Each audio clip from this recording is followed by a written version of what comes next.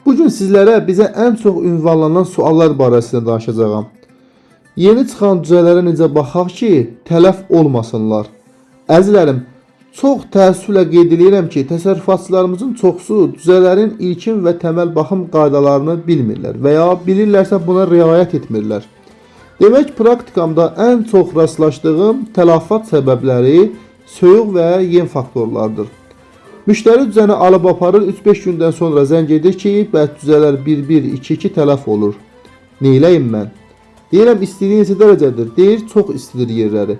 Deyirəm, videolarını at baxın. Video atırlar, baxıram ki, cüzələr soyuqdan toplaşıb, basçılıq ediblər, bir-birinin kürəklərinə miniblər. Və əlbəttə ki, bununla da fəlakət başlayır.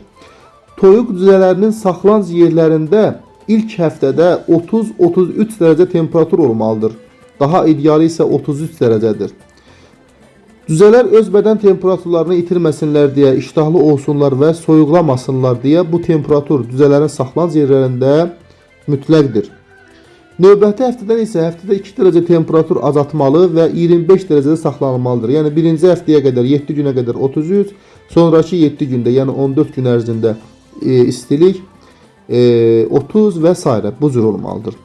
Və əlbəttə ki, yem barəsində danışacağıq. Dostlar, demək, yem isə ətlik yumurtalıq cüzələrdə 22-23%-lıq yemlə bəslənməsi məsləhətdir. Minimum 20, maksimum 23% protein olmalıdır və ən azı bu yemlər 35-40 gün ərzində bu proteinli yemlərdən istifadə etməlisiniz ki, cüzələriniz həm tez inkişaf eləsin, həm də sağlam.